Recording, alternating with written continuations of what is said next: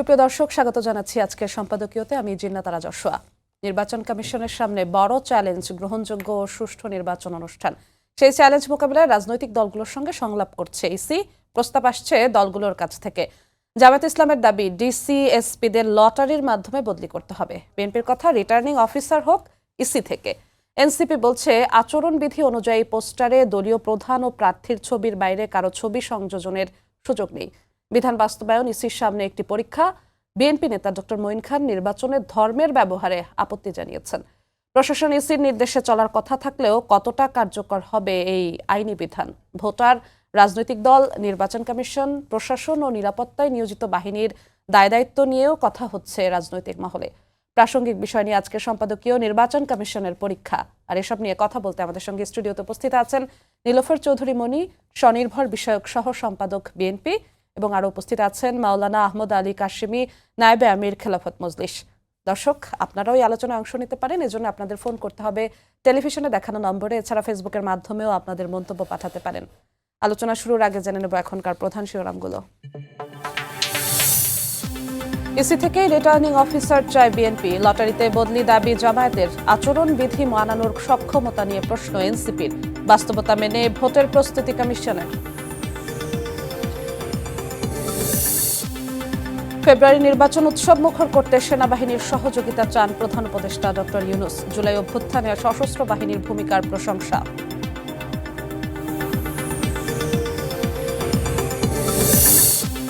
5 আগস্টের পর প্রথমবার বাংলাদেশ ভারত নিরাপত্তা উপদেষ্টার বৈঠক। দিল্লিতে দ্বিপক্ষীয় বিভিন্ন বিষয়ে আলোচনা। অজিত দোভালকে ঢাকা সফরের আমন্ত্রণ খলিলুর রহমানের।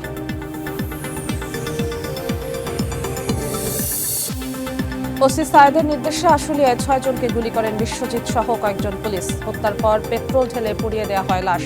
ট্রাইব্যুনালে রাজসাক্ষী আফজালুলের জবানবন্দি। লোক ভাড়া করে অস্ত্র সরবরাহ। যুবদল নেতা কিবরিয়া হত্যায় 4 স্টার গ্রুপ। নেপথ্যে চাঁদাবাজি, মাদক ব্যবসা ও রাজনৈতিক কোন্দল, দাবি র্যাবের। গ্রেফতার আরও 2।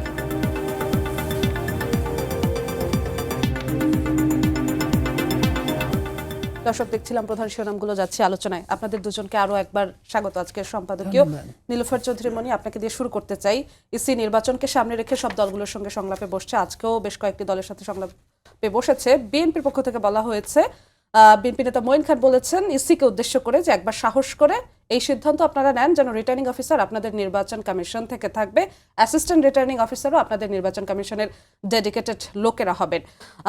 এই বিষয়টি আসলে কেন? প্রশাসন কি নিরপেক্ষতা দেখাতে ব্যর্থ? এই জন্যই প্রশাসনের উপর আস্থাহীনতা থেকেই কি এই সিদ্ধান্তের আশা? ধন্যবাদ আপনাকে। যারা শুনছেন আমার শুভেচ্ছা অভিনন্দন, আমার সহালোচককে শুভেচ্ছা। দেখেন, বাংলাদেশের যদি নিকট অতীত আমি দেখি, বা নিকট অতীত তো একদম না, একটা সরকার 3-4 বার জেকে বসেছিল, ভোট নামমাত্র হয়েছে। এই নামমাত্র ভোটগুলো যে হয়েছিল, সেই নামমাত্র ভোটের কিন্তু মদতদাতা ছিল কিন্তু প্রশাসনে। এই প্রশাসন যত অঘটন ঘটনগুলো ঘটিয়েছিল, এটা খুবই দুঃখজনক, খুবই লজ্জাস্কর যে এই প্রশাসন আপনার জনগণের টাকায় চলে, জনগণের সার্ভেন্ট হিসেবে তাদের নামের সাথে থাকে, অথচ জনগণের সাথে তারা চরম বিট্রে করেছে। কোনো একটা দলকে, কোনো একটা গোষ্ঠীকে সবসময় ক্ষমতায় রাখার জন্য তারা দিনের ভোটটা রাতে করেছে, আপনার আমির ভোট করেছে এবং বিনা ভোটে সরকার করেছে। এই তারা 1 ঘন্টার ব্যবধানে, আপনি নিশ্চয়ই মনে আছে, 1 ঘন্টার ব্যবধানে সিইসি বলেছিলেন 1 ঘন্টা আগে 27% ভোট হয়েছে, 1 ঘন্টা পরে বলেছিলেন 42% ভোট হয়েছে। এই যে জিনিসগুলো, এগুলো মানুষকে, জনগণকে পেইন দেয়, জনগণকে ভোট থেকে বিরত রাখে, দূরে রাখে। এবং তখনই যে প্রশ্নটা আসে সেটা হলো লেভেল প্লেয়িং ফিল্ড ছাড়া নির্বাচনটা কিভাবে ভালোভাবে হবে। লেভেল প্লেয়িং ফিল্ড বলতে শুধুমাত্র রাজনৈতিক দলগুলোর প্রতি একরকমভাবে চিন্তা করাটাকেই বোঝায় না, এটাকেও বোঝায় খুব জরুরিভাবে। কারণ প্রশাসনের কাছেই দেখেন, একদম শুরু থেকে শেষ পর্যন্ত প্রশাসন, আপনি সেইখানে আইন শৃঙ্খলা রক্ষাকারী বাহিনী প্রশাসন বলেন, আনসার ভিডিপির প্রশাসন বলেন, ডিসিএসপি ইউনোর প্রশাসন বলেন, কিংবা আপনার কলেজের বিভিন্ন কলেজ, ব্যাংক, এইগুলার আপনার অফিসারদের, যাদেরকে প্রিজাইডিং অফিসার হিসেবে নিয়োগ করা হয়, তাদেরকেই বলেন। এদেরকে এই আগের সরকার, পতিত সরকার, ফ্যাসিস্ট, তারা কিন্তু 2 বছর 3 বছর আগে থেকে যাকে প্রিজাইডিং বানাবেন, পুলিং অফিসার বানাবেন, তাদের 14 জেনারেশনের খবর নিত, যে কে আওয়ামী লীগ করে, কে বিএনপি করে, কার শ্বশুর বাড়ি বিএনপি করে, ইত্যাদি ইত্যাদি করে। তখন কি করতো, তাদেরকে যদি কোনো রকম পেত বিএনপি অথবা জামাত অথবা অন্য কোনো দল, তাদেরকে কিন্তু নেয় নাই। এই মানুষগুলো কিন্তু এখনো আছে, জাকি আছে, তারা কিন্তু একটা টেবিল থেকে আরেকটা টেবিলে গেছে।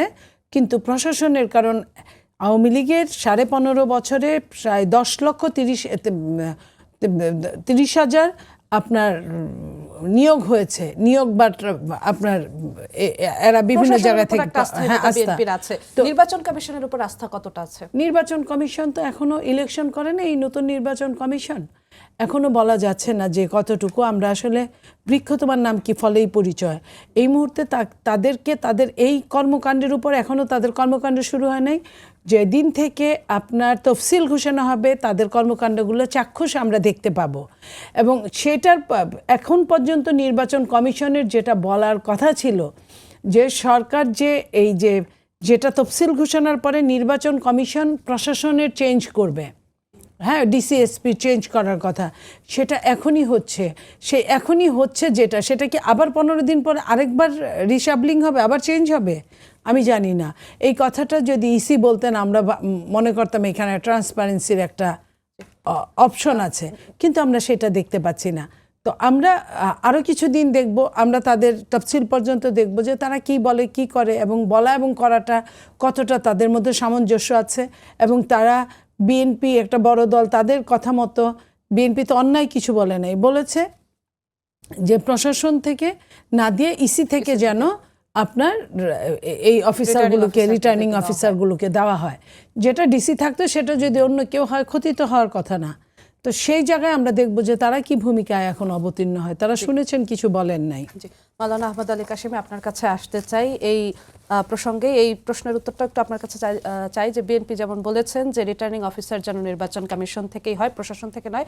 সঙ্গে আরেকটি বিষয় যে জামায়াত ইসলাম প্রস্তাব করেছে ডিসিএসপি বদলি যেন লটারির মাধ্যমে হয়, এটা আসলে কতটা বাস্তবায়নযোগ্য বলবেন? জি, বিসমিল্লাহির রহমানির রহিম। আপনাকে ধন্যবাদ, আমার সহ আলোচক, দর্শক শ্রোতা সবাইকে ধন্যবাদ জানাই।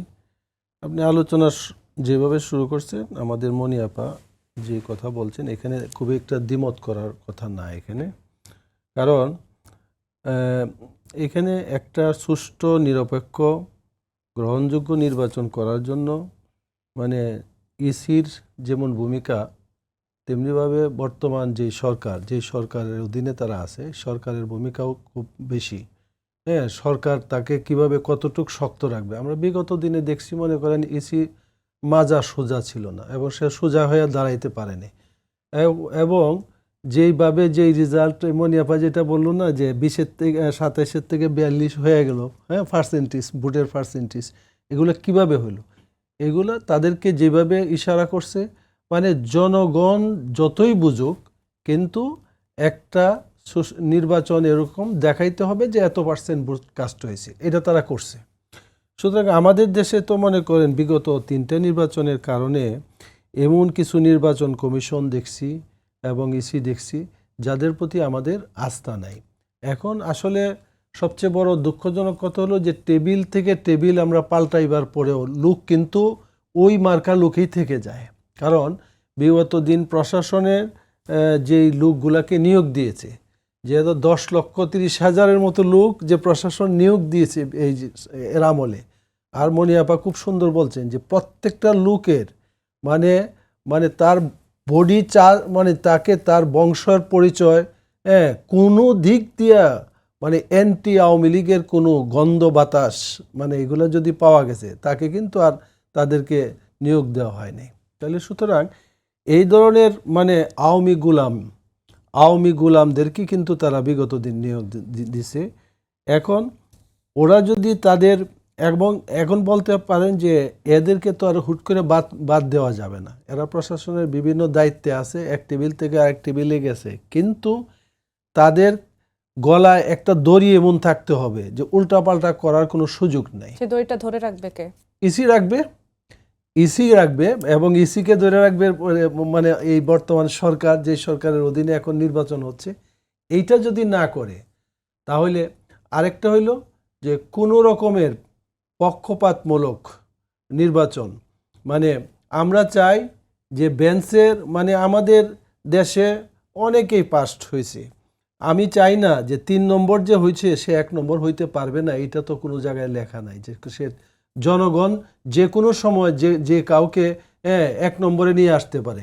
এই জনগণ যাতে 1 নম্বরে, জনগণের নিজের ইচ্ছায় এবং তাদের ইচ্ছাটাকে সুষ্ঠুভাবে যাতে প্রতিফলিত হয়, সেখানে যাতে কারো কোনো ধরনের বাধা তো দূরের কথা, কারো কোনো ধরনের প্রভাব যাতে কোনোভাবে তৈরি না হয়, প্রশাসনিক প্রভাব কোনো রকমের, এবং নির্বাচনের প্রত্যেকটা কেন্দ্রে যাতে এরকমভাবে থাকে পুলিশ, সেনাবাহিনী, আমরা নিজেরাও এগুলো বলছি যে সেনাবাহিনীও দিতে হবে, নিয়োগ দিতে হবে, যাতে তড়িৎ গতিতে কোনো রকমের ঘটনা যদি ঘটে এগুলা করতে পারে। জামাত ইসলামের ওই প্রস্তাবটা ডিসিএসপি বদলি যদি লটারির মাধ্যমে হয়, সেটা কতটা বাস্তব? না, লটারির মাধ্যমে শুনেন, এই ব্যাপারে জামাত ইসলাম বলতে পারে, জামাত ইসলামের সব কথা যে আমাদের বলতে হবে, আমি তো খেলাফত মজলিস করি, কতটা বাস্তবায়নযোগ্য? আমি লটারির মাধ্যমে হইলে এটা তো আমি লটারি দেখলে হবে না, নির্বাচন কমিশন এখানে দেখতে হবে কারে দিয়া কাজ ভালো হবে, কোন লোকটা সৎ, দায়িত্ব, নিষ্ঠার সাথে পালন করবে, কোনো ধরনের প্রভাব বিস্তার বা কোনো রকমের করবে না, তার অতীতের মতাদর্শে যাই হোক, কিন্তু এখন নির্বাচন কমিশন কর্তৃক স্বচ্ছ গ্রহণযোগ্য একটা নির্বাচন করার জন্য যা যা করা দরকার নিয়মের ভিতরে থেকে কাজ করবে, যেটা সেই ধরনের আস্থাশীল। এখন লটারিতে তো এই ধরনের আস্থাশীল ব্যক্তি এইভাবে আসার কোনো সুযোগ নেই, সেটা উনি বলতে পারেন। জি, আরেকটি প্রশ্ন আপনার কাছে আসতে চাই। বিএনপি নেতা ডক্টর মঈন খান বলেছেন নির্বাচনে ধর্মের ব্যবহারে আপত্তি জানিয়েছেন। আপনারা ধর্মীয় রাজনৈতিক দল, ধর্ম রাজনীতির যে বিষয়টি বিভিন্ন সময় দেখা যায় মসজিদ, মাদ্রাসায় কিংবা বিভিন্ন ধর্মীয় মাহফিল, এসব জায়গায় রাজনৈতিক বক্তব্য দেওয়া হয়, এই জায়গায় আপনাদের অবস্থানটা দেখেন, কি? এই জায়গায় তো এখন আমার সাথে আপনাদের, আমরা তো দলই করি ধর্মীয় দল, আমাদেরকে ধর্মভিত্তিক দল না করার জন্য বিভিন্নভাবে করি ধর্মীয়, আমরা তো মনেই করি যে ধর্মভিত্তিক দল করার জন্য আপত্তি না, ধর্মের ব্যবহার বলতে আপনি কি বুঝেন? একটা লোক দেখা যায়, আমরা তো বলি, আমরা তো নামাজ পড়ি, মসজিদে যাই, মানুষের সামনে মসজিদে কথা বলি, কিন্তু যদি আপনারা বলেন যে ধর্মের ব্যবহার তো ওইটাই হবে, যেই লোক 5 জায়গায় নামাজে যায় না, বুটের আগে টুপি মাথায় দিয়া হঠাৎ করে গিয়া বলে মসজিদে দাঁড়ায় যে আমি কিন্তু আপনাদের এলাকার প্রার্থী হয়েছি, তা আমি তো মনে করি উনি সে আজকে ধর্মের ব্যবহার করলো। আমরা তো সবসময় মসজিদ ভিত্তিক থাকি, মানুষের সামনে আমরা দ্বীনের কথা বলি, ধর্মের কথা বলি, এবং আমরা এইটাও বলি যে ধর্মীয় অনুশাসনের মধ্যে যদি আমরা সবাই আসি, তাহলে অন্যের হক আমরা কোনো সময় নষ্ট করতে চাইব না, এবং অন্যের প্রতি কোনো ধরনের জুলুম করতে পারবো না, এবং অন্যের টাকা আমরা কোনো সময় আত্মসাৎ করতে পারবো না, এইটা আমার ধর্ম বলে। কিন্তু এই ধর্মটা কি আমরা মানি? সুতরাং ধর্মের ব্যবহার যদি তাৎক্ষণিকভাবে এইভাবে কেউ করে, আমরা তো দলেই ধর্মীয়, আমরা চাই যে সকল মানুষ ধর্মের ভিতরে চলে আসুক, এবং আমরা মনে করি একটা ইসলাম ধর্ম, বিশেষভাবে ইসলাম ধর্ম যদি সত্যিকার অর্থে আমরা প্রতিষ্ঠা করতে পারি, দেশের সকল নাগরিক, যে কোনো ধর্মের নাগরিক, সে তার ন্যায্য হিস্সা, সে এখানে নাগরিক অধিকার যেটা সে পাবে, কারো প্রতি কোনো জুলুম করা হবে না, এবং মেয়েরাও মেয়েদের যথাযথ হক, তাদের অধিকার থেকে তারা বঞ্চিত হবে না। এটা মসজিদ, মাহফিল, বিভিন্ন জায়গায় নির্বাচনী প্রচারণা করাটাকে আপনারা কোনো অন্যায় হিসেবে দেখছেন না, তাই তো? না, আমাদের কাজেই তো মানুষকে, মানে এই যে দেখেন, আমি বুটটাকে মনে করি, বুট তো আমি একজনকে আমি সমর্থন করলাম যে এই লোক দ্বারাতে দেশের ভালো কাজ হবে, কোনো রকমের অন্যায় হবে না, এই লোকের চরিত্র ভালো, এই জন্যই আমি তাকে সিলেক্ট করলাম, তাকে আমি সমর্থন দিলাম। কিন্তু সত্যি ধর্ম তো এটাই বলে, যেই লোকটাকে ভালো মনে করো, সব দিক দিয়া মানুষের কল্যাণ হবে, কোনো রকমের এলাকার মধ্যে কোনো রকমের অন্যায়ের আশ্রয় দিবে না, তার নিজের দলের লোকও যদি হয়, সেও যদি অন্যায় করে, সে কঠোরতার সাথে সেগুলো দমন করবে, সেটার বিপক্ষে থাকবে, এই ধরনের লোক যদি হয়, তা আমরা তো আমাদের ধর্মই তো বলে যে এই ভালো লোকটাকে সাপোর্ট দেওয়া, তাকেই তো ভোট দেওয়ার কথা বলবে। অন্যরাও কিন্তু সবাই একই কথা কিন্তু বলে যে ভাই আমাদের প্রার্থী কিন্তু যোগ্য, সবাই তো একই কথা বলে, তাই না? সুতরাং এইটা বিবেচনা করার জন্য ভোটারদের হাতে আমরা ছেড়ে দেব। ভোটাররা সত্যিকার অর্থে এই লোকটা কত পার্সেন্ট ভালো, বিগত দিনের ইতিহাস কি, তার বিগত জীবনে সে কীভাবে চলছে, এই সব কিছুই তো আমরা মনে করি যে আমার ধর্মে এগুলার মধ্যে অনুশাসন আছে সব জায়গায়। সুতরাং আমরা তো মনে করি না যে ধর্মের বাইরে কোনো কিছুই নেই। আমি মসজিদ থেকে নিয়ে রাষ্ট্র পরিচালনা সকল জায়গায় আমরা মনে করি যে ধর্মের ভিত্তিতে হতে পারে, এতে কারো কোনো রকমের জুলুম এবং অন্যায় হবে না। এই জন্যই আমরা ধর্মীয় রাজনীতি করি, খেলাফত মজলিস করি, যে খেলাফত প্রতিষ্ঠা করার জন্য। আমাদের চূড়ান্ত লক্ষ্য হলো যে এই দেশে খেলাফত রাষ্ট্র ব্যবস্থা প্রতিষ্ঠা করা, আমরা যদি সুযোগ পাই। জি, আপনার কাছে আবার আসবো। নীলুফার চৌধুরী মনি, বিএনপির আপত্তি আছে নির্বাচনে ধর্মের ব্যবহার নিয়ে, আপত্তিটা আসলে কোন কোন জায়গায়, আর আপনাদের কি মনে হয় ইসিকে এই বিষয়ে কঠোর অবস্থান নিতে পারবে কিনা? দেখেন, ধর্ম তো আলাদা জিনিস। ধর্ম একটা মানুষের জন্য তার পরকাল, তার বিবেক, এইসব জিনিসগুলোকে জাগ্রত রাখে। আমরা প্রত্যেকেই কোনো না কোনো ধর্মের অনুসারী, কিন্তু এইখানে যদি ধর্মকে আপনার গণতন্ত্রের সাথে আমরা গুলিয়ে ফেলি, লাইক একজন ভালোবাসার কথা যদি আমি বলি, একটা মানুষের অনেক রকম ভালোবাসা থাকতে পারে। একটা মানুষ তার সন্তানের জন্য তার একরকম ভালোবাসা, এটার কোনো বিকল্প হয় না। তার স্ত্রীর জন্য একরকম ভালোবাসা, এটারও কোনো বিকল্প হয় না। তার মায়ের জন্য একরকম ভালোবাসা, এটারও বিকল্প হয় না। তিনটার ভালোবাসা কিন্তু একরকম না, তিনটা ভালোবাসা কিন্তু আলাদা আলাদা আলাদা প্রেক্ষাপটে। সো ধর্মের এইখানে ধর্মের যে ভালোবাসাটা, সেটা যদি রাষ্ট্রের অনেক সময় রাষ্ট্র পরিচালনার সময় অনেক রকম ডিসিশন নেওয়া হয়, সেটা কিন্তু এই প্রেক্ষাপটে বাংলাদেশের মানুষের যে ধর্মীয় কালচারটা, সেখানে শিক্ষার চেয়ে অশিক্ষাটা বেশি থাকে। কিন্তু গণতন্ত্রের কিন্তু ওইখানে কোনো ছাড় নাই। যে কারণটার জন্য আমরা মনে করি যে ধর্ম যার যার, রাষ্ট্র সবার জন্য, যেহেতু এখানে অনেক ধর্মাবলম্বী থাকে এবং ধর্মের মধ্যেও কিন্তু ভাগ আছে। আপনি দেখেন, জামাত ইসলামী একরকম ধর্মের অনুসারী, ওনারা একরকম ধর্মের অনুসারী। তারপরে আপনার চরমোনাই একরকম ধর্মের অনুসারী। একজন যদি আপনার কি বলে মাজারকে শ্রদ্ধা করে, তো আরেকজন মাজারের একদম বিরোধী। তো এই যে কালচারটা, এই কালচারে তারাও তো এক হতে পারে না। একজন আরেকজনকে কাফের বলছে, একজন আরেকজনের চেহারা দেখছে না, একজন আরেকজনকে নাস্তিক বলছে, একই ধর্মের অনুসারী হওয়ার পরেও সেখানে ভাগ ভাগ করা। সো শুধু ধর্মের উপর ডিপেন্ড করলে একটা রাষ্ট্রের গণতন্ত্র কোনোভাবেই চলতে পারে না। আর রাষ্ট্র এটাই স্বাভাবিক। রাষ্ট্রের আইন অনুযায়ী চলবে, ধর্মের আইন অনুযায়ী চলবে। ধর্ম রাষ্ট্রকে গুলিয়ে ফেলা কোনো সভ্য জগতের, কোনো সভ্য পৃথিবীর কাজ না। নির্বাচনকে সামনে রেখে প্রচারণাগুলো যখন মাহফিল, মসজিদ বা বিভিন্ন এরকম ধর্মীয় উপাসনালয় থেকে হয়, সেই জায়গাতে আপনাদের অবস্থান কি? আপনারা কি স্বাভাবিকভাবে নিচ্ছেন বিষয়গুলো? দেখেন, এটা স্বাভাবিক জিনিস। আপনার সঙ্গে আমার দেখা হয়েছে, কোথায় দেখা হয়েছে? হঠাৎ মসজিদে দেখা হয়ে গেল 3 বছর পরে। আমি তো ওইখানেই বলবো যে আমি ভোটে দাঁড়াইছি, আপা আমাকে দোয়া করেন। এটা হলো এক ধরনের আপনার সঙ্গে আমার আদান প্রদান। আরেকটা হচ্ছে আমি টার্গেট করে যাচ্ছি মুসল্লিদের, এটা কিন্তু ঠিক না। মুসল্লিদের টার্গেট করে গিয়া যে আমাকে ভোট দিলেই তুমি বেহেশতের টিকিট কিনতে পারবা, এই যে বেহেশতের টিকিট কে কিনতে পারবে, কোন ধর্মের? প্রত্যেকটা ধর্ম কিন্তু বিশ্বাসের উপর দাঁড়িয়ে আছে। কিন্তু গণতন্ত্র কিন্তু বিশ্বাসের উপর শুধু দাঁড়িয়ে থাকে না, গণতন্ত্র কিন্তু প্রমাণে বিশ্বাস করে। 5 জন ভোট দিছে আপনাকে, 6 জন ভোট দিছে আমাকে। যখন এই ভোটটা খোলা হবে তখন কিন্তু আমি বিজয়ী, আপনি না। তো এখানে কিন্তু আপনার প্রুভ করার ব্যবস্থা আছে, রাষ্ট্রটাকে প্রুভ করার ব্যবস্থা আছে। রাষ্ট্রটা প্রুভ করার পরে রাষ্ট্র কিভাবে ভালো চলবে, কার কাছে রাষ্ট্র কতটা নিরাপদ, এটার প্রুভ করার ব্যবস্থা আছে। সো আপনার তাহলে বিশ্বাসের জায়গাটা থেকে এইখানে আসার তো কোনো কারণ হতে পারে না। এবং ওইখানে গিয়ে আপনি যখন বললেন যে তুমি আমাকে ভোট দিলে তুমি বেহেশতের টিকিট কিনতে পারবা, তুমি বেহেশতের টিকিট কেনার জন্য আমার মার্কা একটা ভোট দাও, এটা তো আপনার বিপদে ফেলে বিভিন্নভাবে ইমোশনাল ব্ল্যাকমেল বা অন্য কোনো ব্ল্যাকমেল, আপনাকে অর্থ দিয়ে, আপনার তো টাকার অভাব নাই, আপনি অর্থ দিয়ে বা বিত্ত দিয়ে আপনি বিভিন্নভাবে বিভিন্ন অ্যাঙ্গেলে ওই উপাসনালয়টাকে সবচেয়ে আপনার নিরাপদ জায়গা মনে করা হয়। তাহলে একটা শ্রেণী, যে শ্রেণীটা উপাসনালয় কেন্দ্র করে রাজনীতিটা করে, তারা ওই উপাসনালয়তেই থাকতে পছন্দ করে। জি, আপনার কাছে এই বিষয়টা একটু ছোট্ট করে একটু আপনার কাছে জানবো, তারপর আরেকটি প্রশ্নে যাব। মাওলানা আহমেদ আলী কাশেমি, যে নীলুফার চৌধুরী মনি যেমন বললেন যে কিছু কিছু রাজনৈতিক দলের এরকম প্রচারণা দেখা গিয়েছে ইতিমধ্যেই, যে আমাদের দলকে ভোট দিলে ভেস্তে যাওয়া যাবে বা এই ধরনের কথা, এই কথাগুলোকে কিভাবে দেখেন? দেখেন, ওই যে আপা কতগুলো কথা বললো, যে আমি বলি ওনাকে বলার বোঝার জন্যই বলতেছি। ধর্ম আলাদা জিনিস, এইটা রাষ্ট্র আলাদা জিনিস, এইটা কিন্তু ঠিক না।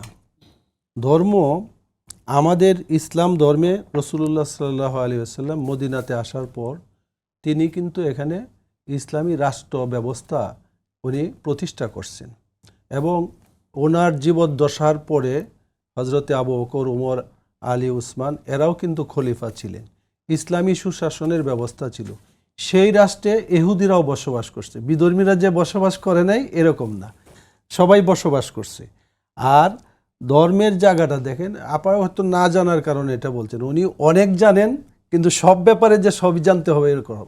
আমরা সবাই মুসলমান। এই দেশের এটা যদি বলেন, এই দেশে বিএনপি বলেন, আওয়ামী লীগ বলেন, জাতীয় পার্টি বলেন, আমরা যেই দল করি সেটা বলেন, আমরা কিন্তু সবাই প্রায় মুসলমান। এই প্রত্যেক দলের মধ্যে আবার ভিন্ন ধর্মের লোকও আছে, সেটা আলাদা জিনিস। আমরা কিন্তু সবাই মুসলমান। কিন্তু রাষ্ট্র পরিচালনার ক্ষেত্রে আমাদের দেশের যেই দলগুলো আছে, তার কেউ আছে যে ধর্মনিরপেক্ষভাবে রাষ্ট্র পরিচালনা করার চেষ্টা করছে, আর কেউ ধর্মীয় অনুভূতি কিছুটা জাগ্রত রেখে, যেটাকে জিয়াউর রহমান করছে, কিছুটা ধর্মীয় অনুভূতি ছিল, উনি বিসমিল্লাহির রহমানির রহিম রাষ্ট্র এর মধ্যে করছেন, ধর্মীয় অনুভূতি ওনার জাগ্রত ছিল, এবং ওনারাও সেটা বলেন যে আমরা ধর্মীয় মানে এতে বিশ্বাস করি, তাই না, এটা করে। কিন্তু দেখেন, আর রাষ্ট্র থেকে ধর্ম, এটা ওনাদের ভাবে আলাদা কথা বলতে পারেন, কিন্তু ধর্মের সাথে রাষ্ট্রের যদি সংমিশ্রণ হয়, তাহলে এই যে আমার ভিন্ন ধর্মের লোকেরা, ভিন্ন ধর্মের যে সমস্ত নাগরিক আমার দেশে আছে, তারা কোনো সময়ই তারা নির্যাতিত হবে না, তারা অধিকার ক্ষুণ্ণ হবে না, ন্যায্য পাওনা থেকে তারা কোনো সময় বঞ্চিত হবে না। এবং আমরা এই যে উনি আরেকটা বললেন যে মনে করেন কেউ বিভিন্ন ধরনের আমাদের ছোটোখাটো ফেরকা, এটার দ্বারাতে কাউকে মুসলমান বলা যায় না। হ্যাঁ, ছোটোখাটো কিছু মত পার্থক্য আমাদের অনেকের মধ্যে আছে, কিন্তু এর দ্বারাতে সেই লোকটা অমুসলিম হয়ে গেল না। সুতরাং ধর্মীয় এখন পর্যন্ত দেখেন, বিএনপি কিন্তু এখন পর্যন্ত এই দেশে একটা অনুভূতি মানুষের কাছে বলে যে দেখেন, আমরা কিন্তু বিসমিল্লাহির রহমানির রহিম আমরা রাখছি, এবং রাষ্ট্র ধর্ম ইসলাম এরশাদ সাহেব যেটাকে করছেন সেটাকেও কিন্তু আমরা বাদ দেই নাই। এইগুলার দ্বারাতে ওনারা মুসলমান জনগোষ্ঠীর ধর্মীয় একটা সিম্পতি নেওয়ার কিন্তু একটা চেষ্টা করেন। এখন এইটাকে আপনি কিভাবে বলবেন? কিন্তু আমরা চাই পুরোটাই নিতে, ওনারা হালকাভাবে নিতে চান শুধু নির্বাচনকালীন সময়ে যারা মুসলমান, যে হ্যাঁ আমাদের কাছে ইসলাম নিরাপদ, আর আমরা চাই যে আমাদের কাছে সকল ধর্মই নিরাপদ থাকবে, এই আর কি। আমি বিষয়টি জানতে চাচ্ছিলাম যে আমাদেরকে ভোট দিলে ভেস্তের টিকিট পাওয়া ও যাবে, এইটা জানতে, এইটা কোনো ব্যক্তি বলতে পারে না। বেহেশতের টিকিটের সাথে ভোটের কি সম্পর্ক? আমার আমলের উপরে বেহেশত এবং দুজক নির্ভর করবে, তাই না? এই ভোটও কিন্তু একটা কাজ, আমার আমল মানে কাজ, এই বুটটাও কিন্তু একটা কাজ। তবে হ্যাঁ, এই বুটটা যে একটা আল্লাহ প্রদত্ত একটা আমানত, সেটাকে আপনি সঠিক ব্যবহার করলেন কিনা। আপনি দল করেন, জানেন যে এই লোকটা চাঁদাবাজ, এই লোকটা দুর্নীতিপরায়ণ, বিগত দিনে সে দুর্নীতির সাথে জড়ায়া ছিল, সেই লোকটাকে আপনি সমর্থন দেওয়ার অর্থ কি? তার সকল অন্যায় কাজের প্রতি আপনার একটা সমর্থন দেওয়া, সেইটা বলতে হবে। কিন্তু কেউ এই কথা বললে যে আমাদেরকে ভোট দিলে আপনার জান্নাত হয়ে যাবে, এক ভোটেই আপনি জান্নাত হয়ে যাবেন, এগুলো কোনো রকমের কথা না। আপনার কাছে আবার আসবো নীলুফার চৌধুরী মনি। নির্বাচনী আচরণবিধির 7 ধারার 6 উপধারায় একটি বিষয় আছে, সেটি হচ্ছে যে যারা প্রার্থী হবেন তারা এবং তার সাথে দলীয় প্রধান যিনি থাকবেন তার ছবি দিয়ে ব্যানার, ফেস্টুন এগুলো ছাপানো যাবে, অন্য কারো ছবি দেওয়া যাবে না। এনসিপি এই বিষয়টিকে নিয়ে বলেছে এটি ইসির জন্য প্রথম পরীক্ষা, কারণ বিএনপির বর্তমান প্রধান হচ্ছে বেগম খালেদা জিয়া। সেক্ষেত্রে তারেক রহমানের ছবি বিএনপির কোনো প্রার্থী যদি ব্যবহার করে, তাহলে কমিশনকে তার উপর এই বিধিমালায় প্রয়োগ করতে হবে, তখন এই কমিশনের সক্ষমতাটা দেখা যাবে। বিএনপির কেউ তারেক রহমানের ছবি যদি ব্যবহার করে, সেক্ষেত্রে ইসি কি ঠেকাতে পারবে কিনা, এনসিপি এমন প্রশ্ন করেছে। আপনি যদি উত্তরটা দিতেন। দেখেন, এইখানে আমি আপনার এই ইসির এই কথাটা বলার আগে ওনার একটা কথা বলি, যে এই যে ধর্মের সংখ্যাগরিষ্ঠ মুসলমান, অস্বীকার করব না, 90% প্রায় মুসলমানের ধর্মের মতো চলার কথা, কিন্তু দেখেন ওনারা যাদের সাথে আছেন তারা কিন্তু অনেকেই এই যে গেল পূজায় কি করেছেন, গেল পূজায় মুদ্রার এপিঠ ওপিঠ, পূজা আর রোজাকে একাকার করে ফেলেছেন।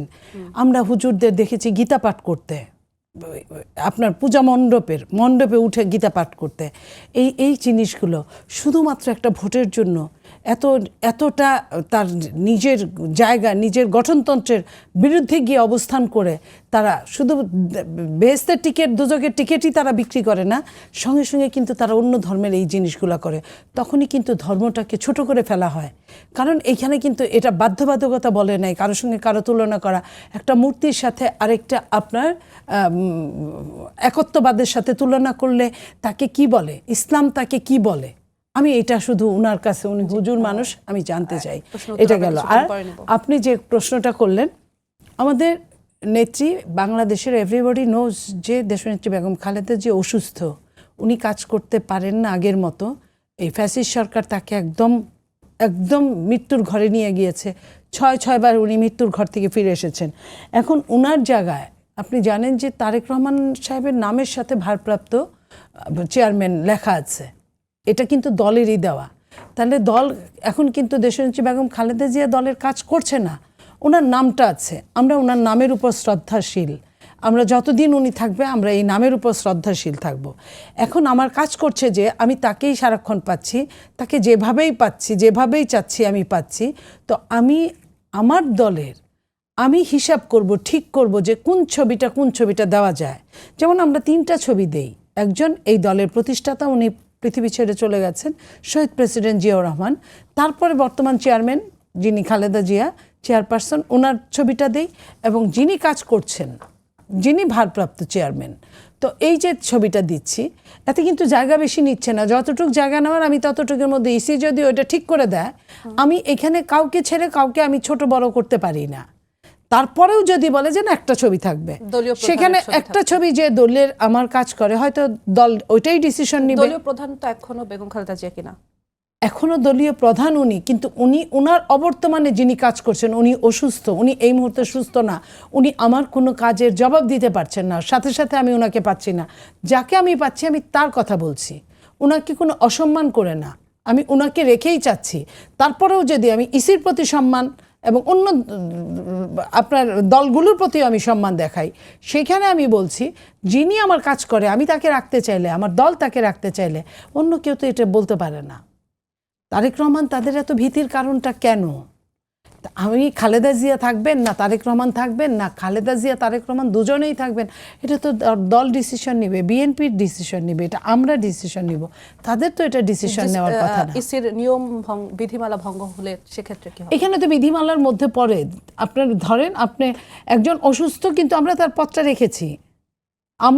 রেখেছি, এটা আমার দলের গঠনতন্ত্র। আমি এই দলের সংখ্যাগরিষ্ঠ ভোটের কথা বলছি, এবং সেই সংখ্যাগরিষ্ঠ ভোটের মাধ্যমেই আমরা কিন্তু ভারপ্রাপ্ত নিয়োগ করেছি। তাহলে ভারপ্রাপ্ত আমাদের কাজ করছে।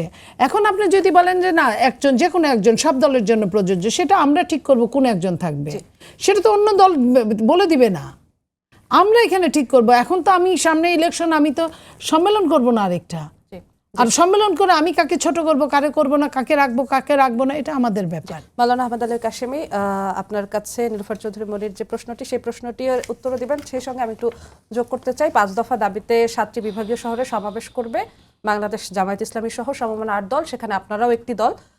5 দফা দাবি থেকে এখনো সরে আসেননি আপনারা।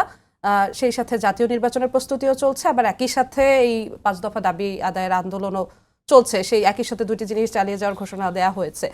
মানে ব্যাপারটি কেমন, যে আন্দোলন মানলেও ভালো, না মানলেও ভালো, এরকম হচ্ছে বিষয়টা? আগে আপার প্রশ্নটার জবাব দিই। জি, সেটা হলো যে আপা যে বলছেন, উনি তো আসলে এই টকশো জগতে অনেক কথাবার্তা বলেন, মিডিয়াতে ডেলি দেখবেন যে ওনাকে পাওয়া যায়, কথা বলেন, ভালো কথা বলেন।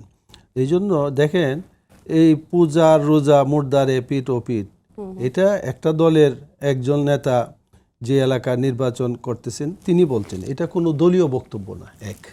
আমি ওনার দলের কথা, এটা ওনার দলীয় বক্তব্য না যে পূজা রোজা অমুক দলের পক্ষ থেকে বলে দিয়েছে, এটা দলীয় বক্তব্য না। উনি বলার পরে, কিন্তু ওটাও তো নির্বাচনী প্রচারণারই একটি অংশ ছিল। আমি বলছি, আমি না করছি না, কিন্তু কথাটা তো একজন ব্যক্তির, সেটা যদি বলে থাকে তার দল তাকে দেখবে, তার দল। আচ্ছা, পূজা রোজারে যদি এক করে ফেলে, ওই এলাকার মুসলমান আছে, তারা দেখবে যে এই লোক যে আগেই পূজা রোজা এক করে ফেলছে তাকে তো আমরা নির্বাচিত করতে পারি না। সুতরাং ওইখানে সিদ্ধান্ত কিন্তু তাদের এই জনগণের কিন্তু সিদ্ধান্ত নেওয়ার সুযোগ আছে। সুতরাং এটা একটা যে কেউ যা বলে ফেলবে, আপনি বলেন না, কিন্তু আপনি যে এলাকায় বলছেন সেই এলাকার জনগণের কাছে যখন আপনি ভোট দিবেন তখন জনগণ আপনাকে কিন্তু বিবেচনা করবে। সুতরাং এইটা আর তার দল কি তার এই ব্যাপারে কি ধরনের পদক্ষেপ নিছে সেটাও আমার জানার ব্যাপার না, আমি জানিও না। তার দলের সঙ্গে আপনারা অ্যালাই করেছেন, আমরা একটা আন্দোলনের সাথে সমঝোতায় আমরা আছি, সেটা হলো ভিন্ন কথা। এক, দ্বিতীয়, আপনি যেটা বললেন যে 5 দফা নিয়ে আমরা জামাত সহ 8টি দল আমরা এখনো বিভাগীয় শহরে 7টা বিভাগীয় শহরে দেওয়া হয়েছে। সেটা হলো যে এই যে আমাদের তো এখানে একটা বড় জিনিস আছে যে মনে করেন গণভোট যেটা হবে, হ্যাঁ এবং না, তাই না? তো এইটার হার পক্ষেও তো প্রচারণার প্রয়োজন আছে। এবং আমি মনে করি যে দাবিগুলা, যে 5টা দাবি, এগুলা কিন্তু সবগুলা দাবি কিন্তু আমাদের পরিপূর্ণভাবে হয় নাই। আমরা যেমন নাকি আমাদের দাবির মধ্যে একটা ছিল যে গণভোট যেটা হবে এটা নির্বাচনের আগে হবে, কিন্তু প্রধান উপদেষ্টার বক্তব্যের মাধ্যমে যেটা করলো যে একই দিনে হবে, তাই না? এটাও তো পুরোপুরি না। এবং অন্যান্য অনেকগুলো দাবি যেগুলা অনেকের দাবি ছিল, আমাদেরও দাবি ছিল, সেগুলো ঠিক হয়েছে। সুতরাং আমরা মনে করি যে সমান তালে নির্বাচন আমরা চাই, ঘোষিত সময়ে নির্বাচন হোক, আমরা নির্বাচনে মাঠেও থাকবো। যদি আপনাদের এই 5 দফা দাবি না মানা হয় তাহলে আপনাদের পরবর্তী কর্মসূচি, আর যখন না মানা হবে তখন সে পরবর্তী চিন্তা করবো। আমরা এখনো তো মানা হয় নাই, দাবি নিয়ে আমরা কথা বলতেছি, সময় আছে। প্রধান উপদেষ্টা যেমন একটি দাবির কথা আপনি বলছিলেন যে গণভোট নির্বাচনের আগে, প্রধান উপদেষ্টা ভাষণে স্পষ্ট করে বলে দিয়েছেন নির্বাচনের আগে হবে না, একই দিনে হবে। তো সেক্ষেত্রে আপনি তো এটা আপনারা অবশ্যই জানেন যে আন্দোলন করলে শতভাগ সফলতা, মানে প্রত্যেকটা দাবি আমার পরিপূর্ণভাবে মেনে ফেলবে। হ্যাঁ, আন্দোলনের একটা চাপের উপরে যতটুকু আদায় করা যায়। হ্যাঁ, এখন তো কিছু তো এই আন্দোলন থাকার কারণে কিছু তো আদায় হয়েছে। সুতরাং আন্দোলনে এবং সময়ে বলে দিবে যে আমরা সফল না ব্যর্থ, কারণ আন্দোলন চলতেছে এবং এইগুলার আন্দোলনে আমরা মাঠে যাচ্ছি, জনগণের পাশেই তো যাচ্ছি। আর জনগণ তো নির্বাচনের জন্য এই জনগণের কাছেই আমাদেরকে যেতে হবে। সুতরাং আমাদের কিন্তু একই তালে 5টা যদি নাও মানা হয় তাহলে আপনারা কঠোর অবস্থানে যাবেন। আমি সেটা এখন বলতেছি না, সেটা তো মনে করেন আমাদের সিদ্ধান্ত হবে সবাই বৈশাখ। দাবি একেবারেই মানা না হইলে আমরা কি করব? আমরা কি নির্বাচন করব বা নির্বাচন করব না, বা কতটুকু আমরা এই দাবি নিয়ে যাব, এইগুলা তো বলার সময় এখনো আসে নাই। আবার পাশাপাশি নির্বাচনের প্রস্তুতি চলছে অবশ্যই, কারণ আমরা নির্বাচনের প্রস্তুতি থাকবে, যেহেতু দেশ নির্বাচনমুখী অনেকটা, তাই না? সবাই নির্বাচনের কিছু কাজকাম করতে, সুতরাং আমাদের যে আসনে যে সমস্ত প্রার্থীরা আছে তারাও স্ব আসনে নিজেদের সাধ্যমতে তাদের প্রচারণা, জনগণের পাশে তারা আছে, আমি মনে করি থাকবে আরো। জি, আপনারা যে 8টি দল আন্দোলনের ক্ষেত্রে 5 দফা দাবি নিয়ে এক হয়েছেন, বলা হচ্ছে, ইঙ্গিত পাওয়া যাচ্ছে এরকম যে এই দলের 8টি দলের পরিধি আরো বাড়তে পারে, আরো কিছু দল যোগ দিতে পারে। মানে কারা আপনি হাঁটতেছেন, আপনার সাথী তো রাস্তায় আরো বাড়তে পারে, স্বাভাবিক। হাঁটার রাস্তায় যখন আপনি চলছেন, চলার রাস্তায় তো আরো 2-1 জন সাথী বাড়তে পারে। যদি আমাদের মতের সাথে আরো কেউ আইসা একত্রিত হয় তাহলে আমাদের সংখ্যা বাড়তে পারে, এটা তো অসম্ভবের কিছু না। জি, নীলুফার চৌধুরী মনি, এই বিষয়টিতে আসতে চাই যে 5 দফা দাবিতে 8টি দল তারা আন্দোলনের ডাক দিচ্ছেন, এবং যেমনটি বললেন আলী কাশেমী যে কি হবে সেটা পরবর্তীতে বোঝা যাবে। এই যে এই সময় এসে বলা যায় অনেকটা বড় বড় কয়েকটি দল তারা যখন এরকম আন্দোলন করে, যখন বলা হচ্ছে যে ইসির সামনে একটি পরীক্ষা, তখন কি পরীক্ষাটা আরো বড় হয়ে যাচ্ছে ইসির জন্য? আমার কাছে এরকম মনে হচ্ছে না। কারণ কি, আমার কাছে যেটা মনে হচ্ছে সবাই কিন্তু নির্বাচনের একটা ট্রেনের মধ্যে উঠে গেছে, এবং তারা দেখেন দর কষাকষি করে, আবার নির্বাচনী প্রচারণাও করে, কে কোন আসনে ইলেকশন করবে ওইটা হিসাব করে। সবার আগে জামাত ইসলামী করেছে। হ্যাঁ, সবার আগে প্রায় 1 বছর আগে তারা কিন্তু তাদের লোকজন নামিয়ে দিয়েছে, এবং মহিলারা বাড়ি বাড়ি ভোট চাচ্ছে। এটা কিন্তু নতুন কিছু না। তো সেই জায়গায় তারা দর কষাকষির জন্য আমার মনে হয় যে এই আন্দোলনগুলোর একটা ডাক দিতে হয়, তাই ডাক দিয়েছে। এগুলো তারা যদি আপনার সেই 5 দফার মধ্যে যেটা ইম্পর্টেন্ট যে আগে নির্বাচন গণভোটটা হবে, সেটা যদি না মানতো ওই দিনই কিন্তু তারা আন্দোলনের ঘোষণা দিতেন। তারা কিন্তু আলাদা আলাদাভাবে, জামাত আলাদা বলেছে, অন্য দলগুলো ইসলামী আলাদা বলেছে, তারা বলেছে আমরা একসাথে হয়ে আমরা খুব সত্তর প্রেস কনফারেন্স করব। যেই দিন আপনার চিফ অ্যাডভাইজার বক্তব্য বা ভাষণ দিলেন, সেই দিন তারা বললেন, তাদের কিন্তু ওই সময়টা এখন পর্যন্ত আসে নাই। তার মানে কি? মৌনত সম্মতির লক্ষণ। তারা অনেকটাই এখানে একমত হয়েছেন এবং তারা স্বপ্ন বিভোর আছেন, তারা হয়তো ক্ষমতায় যাবেন এরকম ভাব দেখাচ্ছেন। তো যদি ক্ষমতায় যাওয়ার জন্য তারা ওপেন বলেন এখন, তাহলে তো তাদের নির্বাচনই করা উচিত, সব কিছু মেনে নেওয়া উচিত। এগুলো তো সিলি সিলি ঘটনা, এগুলো তো বড় কিছু না, নেওয়া উচিত আমি মনে করি। আরেকটি বিষয় একটু ছোট্ট করে জানতে চাই, নির্বাচন অবাধ সুষ্ঠু করতে সরকারের কাছে নতজানু না হয়ে নির্বাচন কমিশনকে শক্ত অবস্থানে থাকার আহ্বান জানিয়েছে বিএনপি। সরকারের অবস্থান নিয়েও কি এখন কোনো সন্দেহ আছে কিনা? 1 মিনিটে। সন্দেহ তো সম্পূর্ণই আছে, অর্ধেক আছে এটাও বলবো না আমি। কারণ আপনি দেখেন কোনোটাই তো কাজ এগোচ্ছে না। এই যে জিনিসগুলো, আইন শৃঙ্খলা রক্ষাকারী বাহিনী ট্রমাটাইজ থেকে বের হয়ে আসা, তারা দুইটা ঝগড়া লাগালে তারা মানে কি নির্লিপ্তভাবে তাকিয়ে থাকেন, তারা কাউকে ধরেন না। মারামারি হয়ে যাওয়ার পরে তারপরে তারা ছোটাছুটি করেন। আপনার কোনো অস্ত্র উদ্ধার করে নাই এখনো, ওরকম কোনো তো অস্ত্র উদ্ধার করে নাই। প্রশাসন এখন পর্যন্ত ঢেলে সাজানো হয় নাই। প্রশাসনের যে ব্যক্তিগুলো এর আগে তিনটা নির্বাচনে ছিল এবং অন্যায়মূলক আচরণ করেছে, তাদের কোনো শাস্তিমূলক ব্যবস্থা হয় নাই, তারা এখনো ওইভাবেই আছে। তাদেরকে কিভাবে 11th আওয়ারে তাদের কয়জনকে নিবে না বাদ দেওয়াটা, এটা অসম্ভব ব্যাপার হয়ে দাঁড়িয়েছে। তো এই জায়গায় তো আমি মনে করি যে সরকারের কাছে একটা সন্দেহ বড় ধরনের। আপনার কাছে একদম আমরা শেষের দিকে চলে এসেছিলাম। মাওলানা আহমদ আলী কাশেমি, ছোট করে এই বিষয়টি জানতে চাই, সরকারের অবস্থান নিয়ে নির্বাচন সামনে রেখে কোনো সন্দেহ আছে কিনা? না, সরকার তো মনে করেন 1 বছরের উপরে সময় নিয়ে নিছে।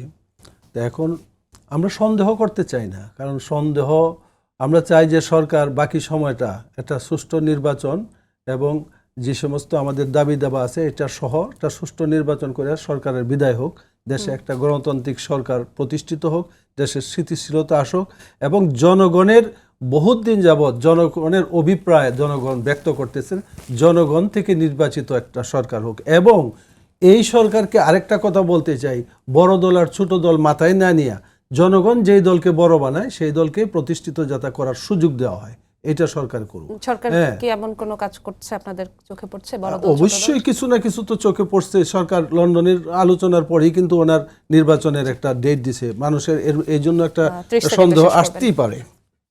নিরাপত্তা ব্যবস্থা, আইন শৃঙ্খলা বাহিনী, এইটা তো মনে করেন এখন কতটুক নিরাপত্তা ব্যবস্থা হবে সামনে, এবং এখনো দেখতেছেন যে আইন শৃঙ্খলার অবনতি অনেক জায়গায়, নিহত হচ্ছে, বিভিন্ন জায়গায় গুলিবিদ্ধ হচ্ছে, এবং ওই প্রচারণা করতে গিয়ে গুলিবিদ্ধ হইলেন একজন প্রার্থী বিএনপি। সেই জন্য সরকারকে এই যে আপা যেটা বলেন আর কি, যে অস্ত্র উদ্ধার সহ কোনো কিছুই করার দৃশ্যমান অনেক কাজ বাকি আছে। সুষ্ঠু নির্বাচনের জন্য আমরা মানে এবং জনগণ দেখবে শক্ত অবস্থানে আইন শৃঙ্খলা বাহিনীকে আসতে হবে। আপনাদের দুজনকে অসংখ্য ধন্যবাদ আমাদের সঙ্গে আজকে যুক্ত হওয়ার জন্য। সবাইকে ধন্যবাদ জানিয়ে শেষ করছি আজকের সম্পাদকীয়। আগামীকাল আবারও দেখা হবে একই সময়ে। শুভরাত্রি।